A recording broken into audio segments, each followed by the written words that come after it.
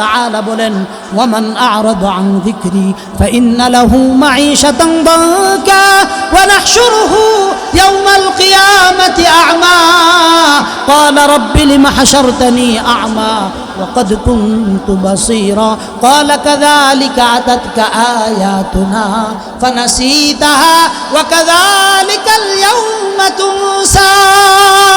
চিল্লায়ে বলেন আল্লাহু আকবার। আল্লাহ বলেন আর যে আমার স্মরণ থেকে মুখ ফিরিয়ে নিবে আল্লাহ বলেন তার জীবনকে আমি সংকীর্ণ করে দিব এবং কিয়ামতের দিন তাকে আমি অন্ধ করে উঠাবো। কেন?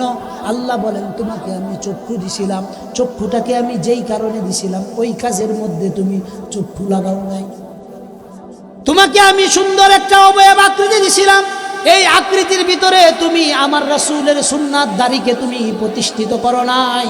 3.5 হাত বডি দিছিলাম, ওই 3.5 হাত বডির ভিতরে রাসূলের সুন্নতের আবরণ তোমার ভিতরে আসে নাই। আল্লাহ বলেন বান্দা ক্বালা রাব্বি লিমা হাশারতানি আ'মা ওয়া ক্বাদ কুনতু বাসীরা। চিল্লায়ে বলেন আল্লাহু আকবার। কিয়ামতের দিন ওই সমস্ত ব্যক্তিদেরকে আল্লাহ তাআলা অন্ধ বানিয়ে উঠাবেন। যখন অন্ধ বানিয়ে উঠাবেন ওই ব্যক্তিরা আল্লাহকে প্রশ্ন করবে, আল্লাহ দুনিয়ার ভিতরে তো আমরা চক্ষুষ্মান ছিলাম, দুনিয়ার ভিতরে আমরা কি ছিলাম বলেন? আল্লাহর কাছে বলবে ক্বালা রাব্বি লিমা হাশারতানি আ'মা ওয়া ক্বাদ কুনতু বাসীরা। আল্লাহর কাছে বলবে আল্লাহ দুনিয়ার ভিতরে আমরা চক্ষুষ্মান ছিলাম কিন্তু এখন আমাদের চোখগুলা কোথায় গেল? আল্লাহর পক্ষ থেকে উত্তর আসবে বান্দা দুনিয়ার ভিতরে চক্ষু দিছিলাম কিন্তু তুমি চক্ষুর কাম করো নাই, চক্ষু দিছিলাম তুমি চক্ষুর কাম করো নাই, চিন্তা দিছিলাম তোমাকে চিন্তাটাও তোমার কাছে লাগাও নাই, কলব দিছিলাম কলবটাকেও কাছে লাগাও নাই। এই কারণে আজকের দিনে তোমাকে অন্ধভাবে উঠতে হচ্ছে। এই অন্ধভাবে তোমাকে উঠতে হবে, এছাড়া বিকল্প আর কোনো রাস্তা নাই। এখন আপনি আপনার জীবনটাকে নিয়ে একবার ভেবে বলেন তো, সংকীর্ণ রব মাওলা যিনি তোমাকে সৃষ্টি করেছেন, তোমাকে এত সুন্দর অবয়ব আকৃতি দিয়ে সৃষ্টি করেছেন, আল্লাহ বলেন বান্দা তুমি একটু তোমার দিকে তাকায় দেখো না, তোমাকে আমি কত সুন্দর করে আমি বানাইছি। যেখানে নাক দেওয়ার প্রয়োজন সেখানে নাক দিছি, যেখানে চোখ দেওয়ার প্রয়োজন সেখানে চোখ দিছি, যেখানে জবান দেওয়ার প্রয়োজন সেখানে জবান দিছি। আল্লাহ যদি আমাদের নাকটা এখানে না দিয়ে পিছন দিকে দিতেন তাহলে খাবার যখন খাইতাম প্লেটটাকে পিছনে নিয়া ভালো করে গ্রান নিয়া এটা ঠিক আছে কিনা তারপরে খাবার আহরণ করতে হতো কিনা বলেন? কপালের উপরে যদি সুন্দর একটা বুরুর রেখাটা না দিতেন, বুরুটা কালকে একটু চাইছে দেখেন আপনাকে কতটা বিরক্তিকর লাগে। আল্লাহ বলেন যেখানে যেটা দেওয়া প্রয়োজন আমি রব সব কিছু দিয়ে আমি তোমাকে বানাইছি। আল্লাহ বলেন লাকাদ খালাকনাল ইনসান ফি আহসানি তাকওয়িম থুম্মা রাদাদনাহু আসফালা সাফিলিন। আল্লাহু আকবার। আল্লাহ বলেন মানুষ তুমি তোমার দিকে একটু তাকায় দেখো আমি তোমাকে কতটা মোহাব্বত দিয়া অবয়ব আকৃতি দিয়ে আমি বানাইছি। অবয়ব আকৃতি দিয়ে কে বানাইছেন আমাদেরকে বলেন? আল্লাহ আমাদেরকে বানাইছেন। সেই আল্লাহর গোলামি আমরা করব না অন্য কারো গোলামি করব? অন্য কারো গোলামি যদি করেন জীবনের ভিতরে যেই জিনিসটা চলে আসবে সেটা হলো আপনার জীবনের ভিতরে সংকীর্ণতা চলে আসবে। কেমন সংকীর্ণতা চলে আসবে? এই সংকীর্ণতা থেকে কেউ আপনাকে বাঁচাইতে পারবে না। আমি বানায় বলতেছি না, কোরআনে কারীমে আল্লাহ তাআলা সূরা তাহার 124 এবং 26 নম্বর আয়াতে আল্লাহ তাআলা বলেন ওয়ামান আ'রাদা আন যিকরি ফাইন্না লাহু মাঈশাতান দানকা ওয়া নাহশুরুহু ইয়াওমাল কিয়ামাতি আ'মা ক্বালা রাব্বি লিমা হাশারতানি আ'মা ওয়া ক্বাদ কুনতু বাসীরা ক্বালা কাযালিকা আতাতকা আয়াতুনা ফানাসীতাহা ওয়া কাযালিকাল ইয়াওমা তুনসা। চিল্লায়ে বলেন আল্লাহু আকবার। আল্লাহ বলেন আর যে আমার স্মরণ থেকে মুখ ফিরিয়ে নিবে আল্লাহ বলেন তার জীবনকে আমি সংকীর্ণ করে দিব এবং কিয়ামতের দিন তাকে আমি অন্ধ করে উঠাবো। কেন? আল্লাহ বলেন তোমাকে আমি চক্ষু দিছিলাম, চক্ষুটাকে আমি যেই কারণে দিছিলাম ওই কাজের মধ্যে তুমি চক্ষু লাগাও নাই। তোমাকে আমি সুন্দর একটা অবয়ব আকৃতি দিছিলাম, এই আকৃতির ভিতরে তুমি আমার রাসূলের সুন্নাত দাড়িকে তুমি প্রতিষ্ঠিত করো নাই। 3.5 হাত বডি দিছিলাম, ওই 3.5 হাত বডির ভিতরে রাসূলের সুন্নতের আবরণ তোমার ভিতরে আসে নাই। আল্লাহ বলেন বান্দা قال رب لم حشرتني أعمى وقد كنت بصيرا চিল্লায়ে বলেন আল্লাহু আকবার। কিয়ামতের দিন ওই সমস্ত ব্যক্তিদেরকে আল্লাহ তাআলা অন্ধ বানিয়ে উঠাবেন। যখন অন্ধ বানিয়ে উঠাবেন ওই ব্যক্তিরা আল্লাহকে প্রশ্ন করবে, আল্লাহ দুনিয়ার ভিতরে তো আমরা চক্ষুষ্মান ছিলাম, দুনিয়ার ভিতরে আমরা কি ছিলাম বলেন? আল্লাহর কাছে বলবে ক্বালা রাব্বি লিমা হাশারতানি আ'মা ওয়া ক্বাদ কুনতু বাসীরা। আল্লাহর কাছে বলবে আল্লাহ দুনিয়ার ভিতরে আমরা চক্ষুষ্মান ছিলাম, কিন্তু এখন আমাদের চোখগুলা কোথায় গেল? আল্লাহর পক্ষ থেকে উত্তর আসবে বান্দা দুনিয়ার ভিতরে চক্ষু দিছিলাম কিন্তু তুমি চক্ষুর কাম করো নাই, চক্ষু দিছিলাম তুমি চক্ষুর কাম করো নাই, চিন্তা দিছিলাম তোমাকে চিন্তাটাও তোমার কাছে লাগাও নাই, কলব দিছিলাম কলবটাকেও কাছে লাগাও নাই। এই কারণে আজকের দিনে তোমাকে অন্ধভাবে উঠতে হচ্ছে। এই অন্ধভাবে তোমাকে উঠতে হবে, এছাড়া বিকল্প আর কোনো রাস্তা নাই। এখন আপনি আপনার জীবনটাকে নিয়ে একবার ভেবে বলেন তো, সংকীর্ণতার জিন্দেগি চান না প্রশস্ততার জিন্দেগি চান? সবাই বলেন সংকীর্ণতার জিন্দেগি চান না প্রশস্ততার জিন্দেগি যদি চান তাহলে আল্লাহর নির্দেশাবলী যেগুলো আছে এগুলোকে গ্রহণ করেন। আর যদি আপনি অপ্রশস্ততার জিন্দেগি চান, সংকীর্ণতার জিন্দেগি চান, তাহলে আল্লাহর আরো বেশি বেশি করে নাফরমানি করেন। যদি নাফরমানি করতে চান করতে পারবেন, দুনিয়া আপনার জন্য সংকীর্ণ হয়ে যাবে। দুনিয়া সংকীর্ণ মানে আপনার কাছে কোটি কোটি টাকা থাকবে কিন্তু ঘুমানির সময় ঘুমইতো না। বুঝেন নাই কথা? ঘুমানির সময় কি হইতো না? ঘুমইতো না। 20 টাকা 40 টাকা দামের ঘুমের ট্যাবলেট খায়া ঘুমাল লাগবে। কি খায়া ঘুমাল লাগবে বলে? 20 টাকা 40 টাকা দামের ট্যাবলেট খায়া ঘুমাইতে হইব।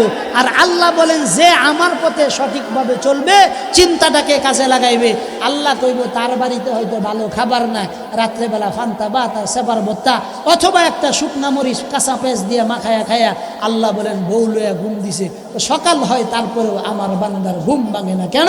আল্লাহ বলেন ওয়াজআলনাল লাইলা লিবাসা ওয়াজআলনান নাহারা মাআশা। আল্লাহ কয় আমি তো আমার বান্দারে রাত্রিটা দিছি হ্যাঁ আরাম করার লাগে। তো হ্যাঁ আরাম করতো না তো আরাম করবো কেটা? নাফরমানের জন্য আরাম নাই। নাফরমানের জন্য কি সে মনোহরদি ক্লাবে যাবে, নরসিংদী ক্লাবে যাবে, ওখানে গিয়ে মেয়েদেরকে নিয়ে উলঙ্গপনা করবে, নাচানাচি করবে, মদ খেলবে, জুয়া খেলবে, বারের মধ্যে যাবে, উলঙ্গপনা করবে। আল্লাহ বলেন তার জীবনটাকে আমি সংকীর্ণ করে দিছি। ওই ঘুমাইতে গেলে অ্যান্টিবায়োটিক খায়া ঘুমার লাগবে, ঘুমে ধরতো না। ঘুমেও যদি আয়ে তারপরেও চিন্তা করবে কোন হান্দা নমিনেশনটা আরেকজনে লইয়া দৌড় মারতেছে, এই চিন্তায় তার ঘুমাইতো না। আল্লাহ কয় যে আমার হয়ে যাইব তার জন্য আমি হয়ে যাই, মানে সে টাকা থাকবে না কিন্তু শান্তিতে ঘুমাবে, রিক্সা চালাবে কিন্তু শান্তিতে ঘুমাবে, রিক্সা চালাবে শান্তিতে ঘুমাবে, গার্মেন্টস করবে শান্তিতে ঘুমাবে, শান্তিতে খাবে। আল্লাহ বলেন সব কিছুর বারাকা কে দিবে? জোরে বলেন কে দিবে? সেই বারাকাটাই যদি আমি আমার জীবনের মধ্যে আনতে চাই তাহলে 1 নাম্বার কাজ করতে হবে ওই যে প্রথম কথা যেটা বলতেছিলাম। আল্লাহ তাআলা বলেন ইন্নাল্লাযীনা আমানু ওয়া আমিলুস সালিহাত কানাত লাহুম জান্নাতুল ফিরদাউসি নুজুলা। চিল্লায়ে বলেন আল্লাহু আকবার। আল্লাহ বলেন বান্দা কাজ একটাই করতে হবে, ঈমান আনতে হবে, আমলে সালেহ করতে হবে। এই দুইটা জিনিস যদি করো বান্দা দুনিয়ার জীবনটাও আমি তোমার জন্য জান্নাত বানায় দিব, আখিরাতের জিন্দেগিও আমি তোমার জন্য জান্নাতুল ফিরদাউসের মেহমান বানায় দিব। এই কারণে কোরআনে কারীমে আল্লাহ তাআলা বলেন ওয়ালিমান খাফা মাকামা রাব্বিহি জান্নাতান ফাবিআইয়ি আলা'i রাব্বিকুমা তুকাদ্দিবান। আল্লাহ বলেন আমার যদি তুমি হয়ে যাইতে পারো এই দুনিয়া সহ আখিরাত উভয়টাই আমি তোমার জন্য জান্নাত বানায় দেব। জোরে কোন না সুবহানাল্লাহ। আমরা যারা গরিব মানুষ আছি আমরা বাড়িতে এই যে এখন যাইম জয়টাই বাজুক, কখন যায় দেখাম বউ বেগম সাহেবা কোরআন শরীফ তেলাওয়াত করতেছে। কি করতেছে? ভালো করে বুঝুন যে আমি আমার ঘটনা বলতেছি। এবং এটা ফালতু ঘটনা না, এটা সব জায়গায় বলি। উদ্দেশ্য এইটা যে শান্তি যে আল্লাহর পক্ষ থেকে, এটা আপনি বুঝবেন কিভাবে, বাস্তব উদাহরণ দিই। এই যে এখন এখান থেকে আপনাদের এনতে বিদায় নিয়ে যাবো হয়তো 12টা বা 12টার দিকে, যাইতে যাইতে আমার জায়গায় যাইতে 3টা বাজবো। ওই 3টার সময় যায় দেখাম বেগম সাহেবা কোরআন তেলাওয়াত করতেছে। তেলাওয়াত করার পরে যাইম, গেটটা খুলে দিব, বাসায় ঢুকবো। বাসায় ঢুকার পরে আমার এক কাপ চা বানায় দিব, ওষুধ কি আছে এটা খাওয়াইবো। খাওয়াই সেইটা সুন্দর করে মাথা চুলটি টাইনা দিব, আরামসে হাত পাগুলো টিপে দিবে যে আবার ঘুমাও। ঘুমাইলাম, ফজরের সময় আবার নিজে জাগাইয়া দিব। ফজরের নামাজ শেষ, বাচ্চাদেরকে মাদ্রাসায় দেওয়ার পর একসাথে বা শান্তির ঘুম একদম জোহরের আগ পর্যন্ত। শুধু এইটা না, খালি এই যে প্রতিদিন একটা পাঞ্জাবি কম্পালসারি ডেলি ইস্তারি লাগে। যেখানেই মাহফিলে যায় নতুন পাঞ্জাবি লাগে কিনা কর। কিন্তু টেহাওয়ালা যদি তার বউরে কয় যে আমার কাপড়টা ইস্তারি হয়ে দে, একটা উষ্টা মেরে অন্তত 3 হাত দূরে নিব। কথা বল, হ্যাঁ কথা কই না। রাত্রে 3টার সময় হ্যাঁ অন্য মানুষের বেডির লোকে ফিল্ডিং মেরা, তার বউ এদিক দা 12টা পর্যন্ত আরেক বেটার লোকে ফিল্ডিং মেরা হইতেছে। কথা কই না। আর মে শান্তি এটা আল্লাহর বিষয়, আল্লাহর পক্ষ থেকে। এটার মধ্যে টেহার মধ্যে কোনো শান্তি নেই।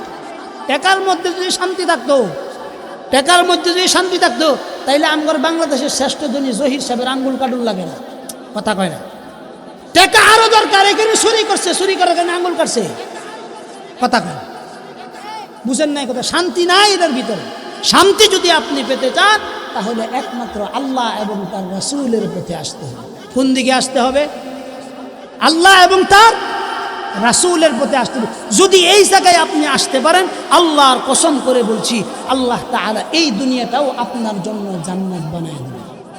এই দুনিয়াটাও আপনার জন্য কি বানায় দিবেন? জান্নাত বানায় দিবেন।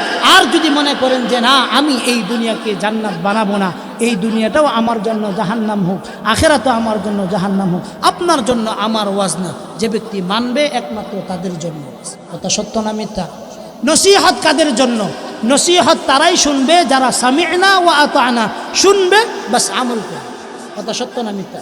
এই পর্যন্ত হুজুর বসে আছেন, এই যে আমাদের ইউসুফ, কি জানি নাম তোমার, ইউসুফ, 2 জন মোটামুটি তো আলহামদুলিল্লাহ দিনের লাইনে আপনাদের এই এলাকায় খেদমত করতেছে অনেক দিন যাবত না। তারা মোটামুটি এই যে ফোনে 2 ঘন্টা যাবত আমার আলোচনা শুনলো। হুজুর কয়টা কথা নিজেরতে বানায় কইছি গো, কোরআনের আয়াত ছাড়া কইছি? হ্যাঁ, যাই বলছি সঙ্গে সঙ্গে কোরআন দিয়া দলিল দেওয়ার চেষ্টা না হইলেও আপনারা হিসাব রাখছেন কিনা? আমার মোটামুটি হিসাব আছে, এই ফোনে 2 ঘন্টার আলোচনার ভিতরে প্রায় 61টার উপরে আয়াত টানছি। কয়টা? 61টা আয়াত টানছি কোরআন শরীফ। কোনো বক্তার বাপের জীবনে এইরকম নাই যে সারা জীবনে 61টা আয়াত কোরআন ওয়াজ করছে। মিছা কথা না, বানায় কইতেছি না, সত্য কথা, এটা বাস্তবতা। এটা কারণ পড়ালেখা কইরা বক্তা হওয়ার লাগে বাবা। 17 বছর পড়ছি এমন জায়গায় যেই সমস্ত চাঁদায়ের ভিতরে বসি, এখনের ফুলাফন্ত বিল্ডিংয়ের ভিতরে, টাইলসের ভিতরে, আবার এসির ভিতরে পড়ে। সত্য না মিথ্যা? আমরা যখন পড়ছি তখন ভালো করে ওই যে বাঁশের ইয়া দিয়া চাঁদাই বানাই, তোরা এই চাঁদাইটা পাইছি। তাও কেমন চাঁদাই ছিল, বইলে আগে 3-4টা শাল ফাওয়ের ভিতরে বিনতো। কমন রানের যেই জায়গাগুলো বিছানার মধ্যে লাগছে, এই জায়গাগুলোতে মৃত্যুর আগ পর্যন্ত আর ফসম জ্বালাইতো না, শাল ছাড়া। পড়ালেখা কইরা আসতে হবে, মেহনত করতে হবে। মেহনত করলে আল্লাহ দুনিয়ার ভিতরে শান্তি ভরপুর করে দেয়। কথা সত্য না মিথ্যা? কথা সত্য না মিথ্যা? যেই কথা বলতেছিলাম, শান্তি আল্লাহ প্রদত্ত জিনিস। টাকার ভিতরে শান্তি নাই, শান্তি আছে আল্লাহর গোলামির মধ্যে। কথা সত্য না মিথ্যা? যেই ব্যক্তি আল্লাহর কদমে সেজদা দেয়, যেই ব্যক্তি রাতের গভীরে দুনিয়া যখন ঘুমে আচ্ছন্ন থাকে, দুনিয়া যখন গভীর ঘুমে আচ্ছন্ন থাকে, ওই সময় যেই ব্যক্তি আল্লাহর সঙ্গে প্রেম হয়ে যায়, ভালোবাসা হয়ে যায়। আমি দেখেছি আমাদের মরহুম শাইখুল হাদিস আল্লামা আজিজুল হক রহমতুল্লাহ আলাই মিরপুর 14 নম্বর হুজুর আসতেন। দুতলার মধ্যে আমাদের তাকমিল জামাতের অর্থাৎ বুখারী শরীফের ক্লাস হইতো। ওখানে দেখেছি শাইখুল হাদিস আল্লামা আজিজুল হক যখন আসতেন, আসার সময় উনাকে 4-5 জন মিলে হুইল চেয়ারের মাধ্যমে দুতলার মধ্যে উনাকে নিতে হয়েছে। শাইখুল হাদিস আল্লামা আজিজুল হক জানি কার বাবা? জোরে বলেন কার বাবা? মামুনুল হক সাহেবের আব্বা। তিনি বৃদ্ধ বয়সে নিজের শক্তিতে উঠতে পারতেন না, লড়তে পারতেন না। তিনার সন্তান মাহফুজ সাহেব বলেন, আমার বাবা যখন তাহাজ্জুদের নামাজ পড়তেন, যেই বাবা দিনের বেলা একাকী উঠার মতো কোনো শক্তি ছিল না, কোনো কিছু ছিল না, কনকনে শীতের ভিতরেও দেখছি আব্বা লাঠিটা ভর দিয়ে আস্তে আস্তে অজু ইস্তেঞ্জা করে মুসল্লার মধ্যে দাঁড়ায় গেছে। কিভাবে দাঁড়াইছেন? আল্লাহ তাআলা কোরআনে কারীমে ফরজ নামাজ ছাড়া অন্য নামাজের সরাসরি নির্দেশ দেন নাই, শুধু একটা মাত্র নামাজ ছাড়া। এই নামাজের নাম হলো তাহাজ্জুদের নামাজ। কথা সত্য না মিথ্যা? ওয়া মিনাল লাইলি ফাতাহাজ্জাদ বিহি নাফিলাতাল লাক আসা আইয়াবআসাকা রাব্বুকা মাকামান মাহমুদা।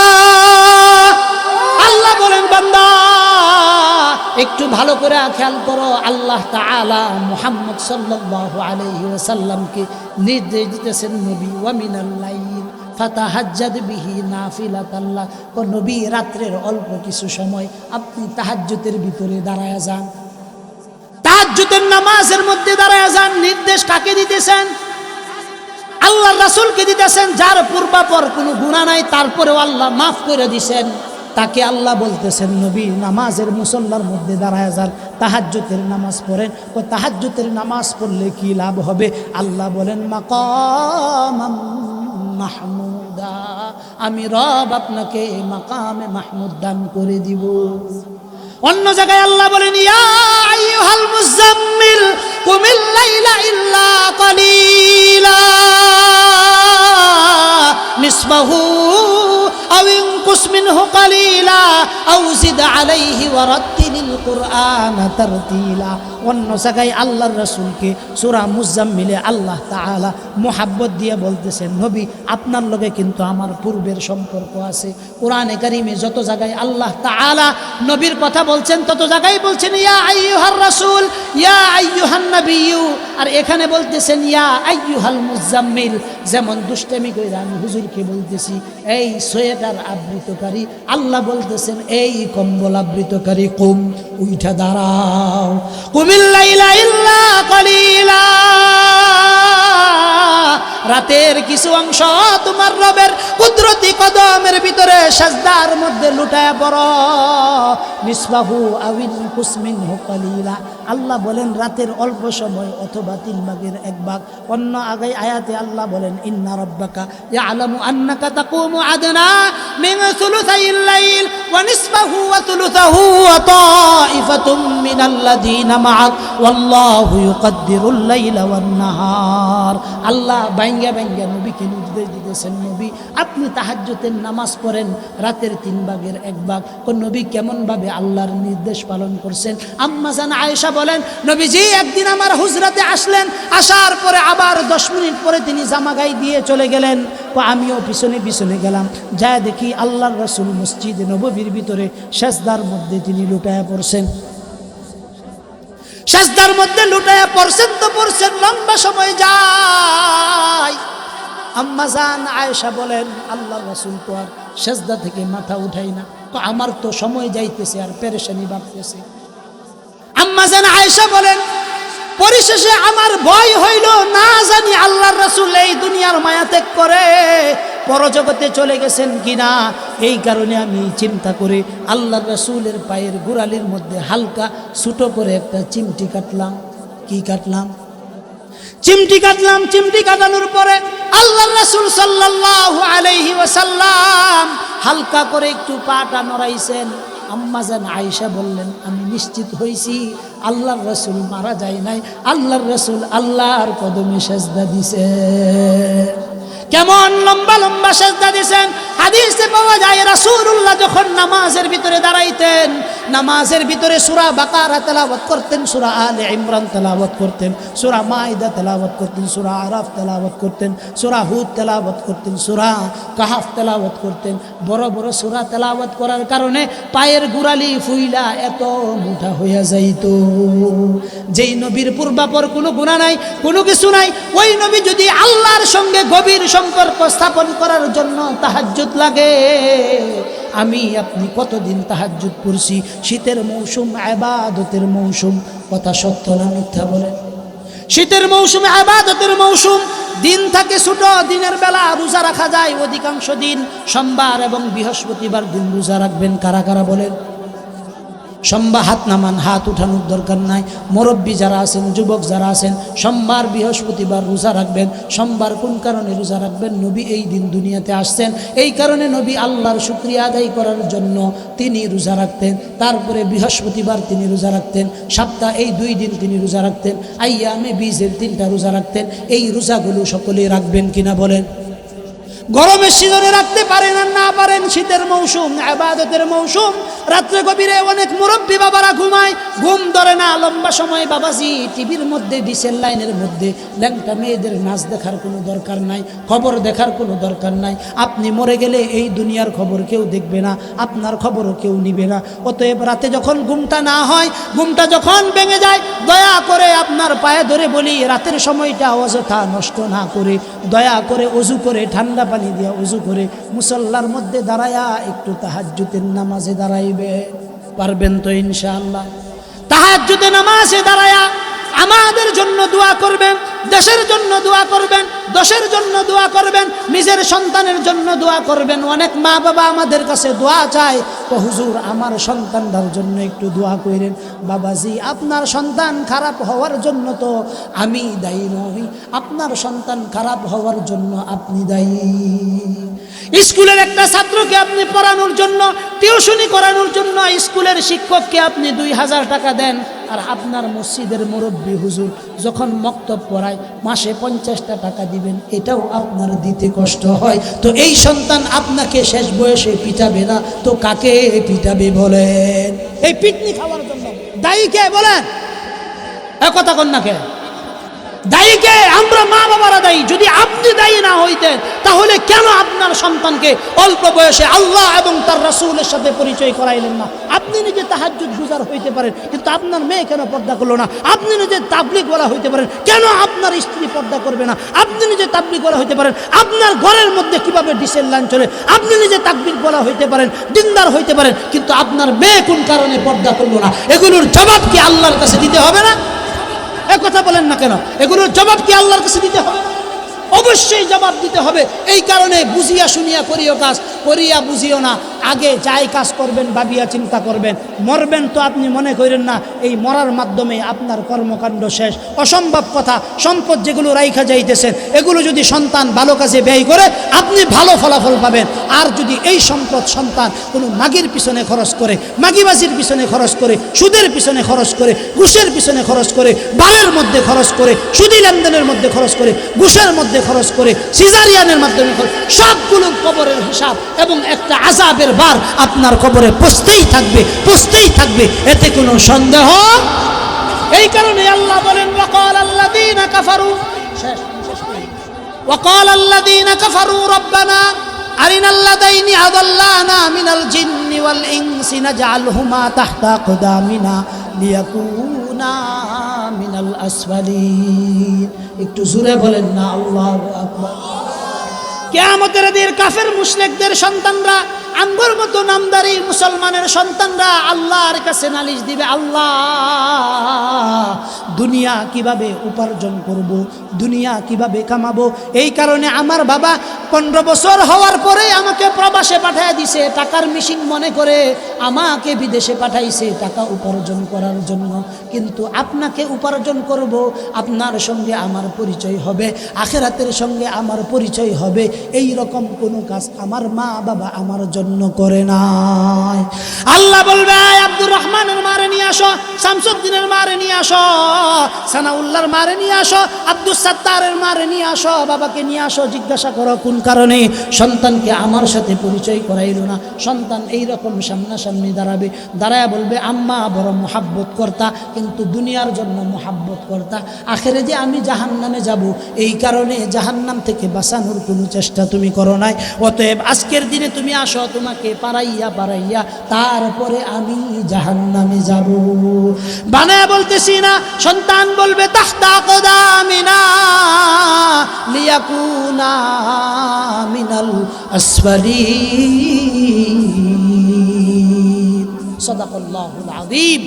এই পর্যন্ত যে আলোচনাগুলো করলাম, এই আলোচনাগুলো যেন আল্লাহ তাআলা আমাকে সহ আপনাদের সবাইকে আমল করার তৌফিক দান করেন। সবাই বলেন আমিন। বাজান, সর্বশেষ 3টা আমল আপনাদের কাছে 1 মিনিটে আমি দিয়ে যাব। কয়টা আমল? 3টা আমল নিয়ে যাইবেন। তাইলে আমি মুকদ্দমাটা আধা মিনিটে কই। রাসূল যখন হিজরত করে মক্কা থেকে কোথায় যান? সবাই বলেন কোথায় যান? মদিনায় যান। মদিনায় যাওয়ার সময় আল্লাহর রাসূল সেরা যখন মদিনাবাসীদের সামনে দণ্ডায়মান হয়েছেন, দাঁড়াইছেন, দাঁড়ানোর পরে মদিনাবাসীরা তো আল্লাহর রাসূলকে দেখে অনেক খুশি। তারা আনন্দের ঠেলায় গান গাইছে, তালা আল বদরু আলাইনা মিন সানিয়াতিল ওয়াদা ওয়াজাবা শুকরু আলাইনা মাদা লিল্লাহি দাঈ। এভাবে তারা আল্লাহর রাসূলের নামে কবিতা পাঠ করছে, এত খুশি হয়েছে।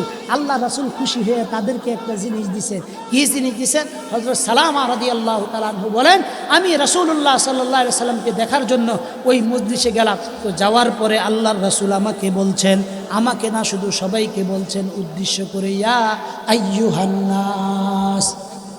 রাসূলের পক্ষ থেকে প্রথম শব্দ ছিল ইয়া আইয়ুহান নাস। আপনাদেরকেও আমার পক্ষ থেকে প্রথম শব্দ, হে মানুষ সকল, ইয়া আইয়ুহান নাস আফশুস সালাম। রাসূলের পক্ষ থেকে প্রথম নসিহত ছিল, সকল মদিনাবাসীদের জন্য নসিহত ছিল আফশুস সালাম, পরস্পরের ভিতরে সালামের বিস্তার ঘটাও। কি ঘটাও? এখন আগামীকাল আজকে যায় সেটা চাষিবিডিরে সালাম দিবেন কিনা বলেন? চাষিবিডিরে সালাম দিবা? জীবনে দিছুন না যারা, তারা তো আজকে সালাম দিলে কেউ মায়া মায়া গো আমগর খৈতরির বাপ করতে আইছে, আজ যায় সালাম দিছে, ফেরেশতাটা আমার ঘর করতে আইলো না। নিজের স্ত্রীকে সালাম দিবেন, সালামের আদার প্রদান কর। কেন? রাসূলের নির্দেশ আফসুস সালাম, পরস্পরের ভিতরে কি করাও? সালামের বিস্তার ঘটাও। বলেন, পরস্পরের ভিতরে সালামের বিস্তার ঘটাও। 2 নাম্বার, আল্লাহ রাসূল মদিনাবাসীদেরকে নির্দেশ দিয়েছেন ওয়া আতঈমুত তাআম। 2 নাম্বার আল্লাহ রাসূল বলেন একে অপরকে খাবার খাওয়াও। একে অপরকে কি করো? 1 নাম্বার আমল যেন কি? সবাই বলেন, জোরে বলেন। 2 নাম্বার, একজন আরেকজনকে কি করানো? এই হুজুর যদি এলাকা 500 গ্রামে, অনেক সময় আছে মহল্লাতে খাবার আই, তো একদিন দেখা গেছে সব বাড়িতেই তো খাবার বালায় না, কিছু বাড়িতে তো আছে স্বাভাবিক খাবারও আসে। তো বাড়িতে যদি বালা ফাঁকায় হুজুরের জন্য একটু তরকারি নিয়ে আসা। কি নিয়ে আসা? তরকারি নিয়ে আসা। এটা মুহাব্বত। এটা কি? হুজুর জান্নাতি মানুষ, এতে কোনো সন্দেহ নেই। আপনিও যদি হুজুরের লগে জান্নাতে যাইবেন, মাঝে মাঝে চা খাওয়াইবেন, মুহাব্বতের সম্পর্ক রাখবেন, মাঝে মাঝে বুকের লগে বুক লাগাইবেন, কপালে চুমা দিবেন, হাতের মধ্যে চুমা দিবেন, জান্নাতে হুজুরের সাথী হয়ে যাবে। বুঝেন নাই কথা?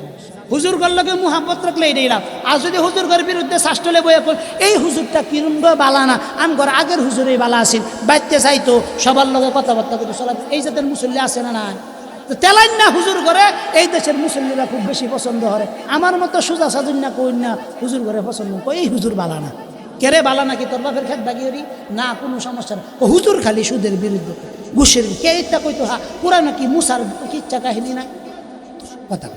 আইয়ুব নবীর কিচ্ছা কাহিনী নেই, কিচ্ছা কাহিনী করবার লাগে আল্লাহ কুরআনে কারিমে শুধুমাত্র আল্লাহ তাআলা বিধানাবলী বাস্তবায়ন করার জন্য যেই কথাগুলো বলছে, এগুলোর আলোচনা সর্বপ্রথম বেশি জরুরি। কথা সত্য না মিথ্যা? জরুরি। এই কারণে আল্লাহ সুবহানাহু বলেন ওয়া আতঈমুত তাআম, একজন আরেকজনকে কি করো?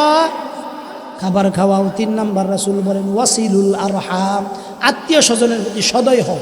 আত্মীয় স্বজন কারা? বাপ মা। বলেন, বাপ মা। 2 নাম্বার ভাই বোন। 3 নাম্বার বাগনা বাগনি, চাচা চাচি, জেঠা জেঠি, এটি হচ্ছে আপনার কাছের আত্মীয়। এরপরে এটি শেষ হইলে পরে হচ্ছে শ্বশুর শাশুড়ি, খালা হনুন। কথা বুঝলেন? কিন্তু আমার দেশে বিয়ার পরে সবচাইতে বেশি আত্মীয় হয়ে যায় শালারা। দুলাভাই যদি একটা ইটালিতে হয়, শালা মনে হয় তার বাপ ওই ইটালি আছে। হ্যাঁ, আমি আসতেছি করে কথা সত্য না? আমার কাছে একজন আফসোস করে কইতেছে, হুজুর কি আমার ভাইয়ের যদি আমি ভাই না হইয়া, আমার বাবির ভাই হইয়া আমার ভাইয়ের শালা হইতাম, তে আমার ভাই যেটা আজকে ইটালি আছে, এই ইটালিটা আমি থাকতাম। কথা কয় শাস্ত্রে বলে কি করবো বাজুন হুতে, কান বাজুনি লগে হুতে। অর্থাৎ আপনি কইরা কি করবেন? কারণ লগে জিনিস হয় তার কথাই কিন্তু রয়, তার কথাই রয়। এই কারণে ভাই বলতেছে যে আমার ভাইয়ের যদি আপন ভাই না হয়ে আমি আপন শালা হইতাম, এতদিন মনে হয় আমার বিদেশ যাওয়া হইয়া, অথচ বাপের ক্ষেত বেচা টাকা দিয়ে কোথায় গেছে? বিদেশ গেছে। এই কারণে আল্লাহ রাসূল বলেন ওয়াসিলুল আরহাম, আত্মীয় স্বজনের প্রতি সদয় হও। আত্মীয় কারা? নিজের মা বাবা, ভাই বোন, আত্মীয় স্বজন, ভাগ্না ভাগ্নি, চাচা চাচি, এগুলো হলো আত্মীয় স্বজন। তারপরের দিক দিয়ে হলো শ্বশুর বাড়ির আত্মীয় স্বজন। কিন্তু আমাদের এই দেশে নিয়ম হয়ে গেছে উল্টা, যারা মূলত আত্মীয় না তাদেরকেই বড় আত্মীয় বানায়, আর যারা মূলত আত্মীয় মা বাবা তাদের কোনো খবর নাই। কথা সত্য না মিথ্যা? এক নাম্বার কথা, আল্লাহ রাসূল বলেন আফসুস সালাম ওয়া আতইমুত তাআম ওয়াসিলুল আরহাম ওয়াসাল্লু বিল্লাইলি ওয়ান নাসু নিয়াম। ওই যে কতক্ষণ আগে যে তাহাজ্জুদের আলোচনা করছি, আল্লাহর রাসূল বলেন রাতের গভীরে যখন দুনিয়ার সকল মানুষ ঘুমায়া যায়, তুমি ঘুম থেকে যাইগা আল্লাহর কদমে সেজদাত কইরা যাও। পারবেন তো ইনশাআল্লাহ? আল্লাহ রাসূল বলেন আফসুস সালাম ওয়া আতইমুত তাআম ওয়াসিলুল আরহাম ওয়াসাল্লু বিল্লাইল ওয়ান নাসু নিয়াম। কয়টা কাম দিয়েছেন আল্লাহ রাসূল বলেন? 4টা। 1 নাম্বার সালাম দেওয়া, 2 নাম্বার খানা খাওয়ানো, 3 নাম্বার আত্মীয় স্বজনের প্রতি সদয় হওয়া, 4 নাম্বার কি? তাহাজ্জুদের। আল্লাহর রাসূল বলেন তাদখুলুনাল জান্নাতা বিসালাম। বলেন আল্লাহু আকবার। রাসূল সরাসরি ঘোষণা দিতেছেন তো এই 4টা কাজ যে করবা তাদখুলুনাল জান্নাতা বিসালাম, সহজ সরল ভাবে তুমি জান্নাতে যাইবা। কোনো জায়গায় আটকাইতো না, কোনো ফেরেশতা তোমারে জিগাইতো না, সুজা ফেলাইয়া জান্নাতে যাইবা। আপনারা কি ফেলাইয়া জান্নাতে যাইবা চাই? তাহলে এই 4টা কাম করবেন তো ইনশাআল্লাহ? করবেন তো ইনশাআল্লাহ? কারা কারা করবেন একটু দেখি। আগামীকাল থেকে সালামের আমল হবে। লিল্লাহি তাকবীর।